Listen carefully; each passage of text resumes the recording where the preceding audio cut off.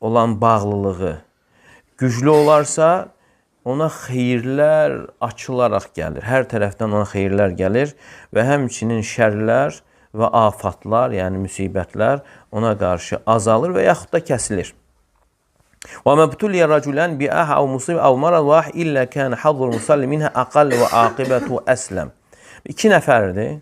İki nəfərə hər hansı bir müsibət və yaxud xəstəlik üz verirsə, namaz qılana üz verən müsibətin payı daha yüngüldür və aqibəti də daha salamatdır. Demək, iki nəfərə eyni xəstəlik üz verirsə, namaz qılanın payı daha yüngüldür. Və həmçinin namaz çətinliklərin asanlaşmasına səbəbdir və namaz sayəsində insan məşəqqətlərə dözə bilir, o çətinlikləri aşa bilir. Nə vaxt ki, yəni işlər sənin qarşısında çətinləşir, dolaşır və qapılar bağlanır və hətta bəzən olur ki, o sıxıntıdan, qorxudan bəzən qəlblər boğazlara yetişir, boğazlara çatır və görürsən ki, o sadiq insanlar o namazlarını doğru düzgün qılır və onun da gözəl təsirini görürlər, bərəkətini görürlər və işin gözəl nəticəsini görürlər.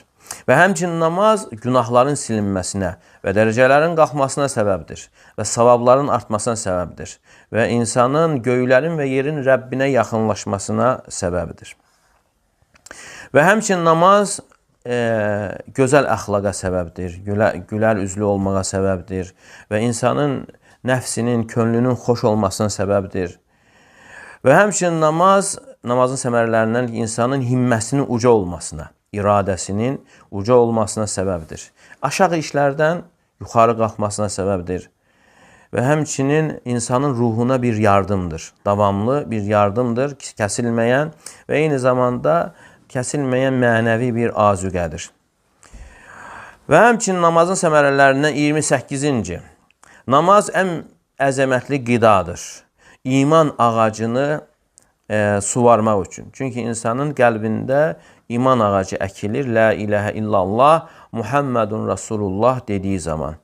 Və insan da o ağacı suvarmalıdır ki, ağac qurumasın. Əgər bir insan bir ağac əkir, sonra onunla maraqlanmırsa, ağac böyüməz ki. Və bir də görəcək, ağac quruyub. Və həmçində yəni insanın qəlbində olan iman ağacı da möhkəmlənməli, suvarılmalı və xidmət olunmalıdır ki, böyük bir ağac olsun, möhkəm ağac olsun ki, yəni o ağac, iman ağacı şəhvət və şübhə küləkləri qarşısında tab gətirə bilsin, dözə bilsin.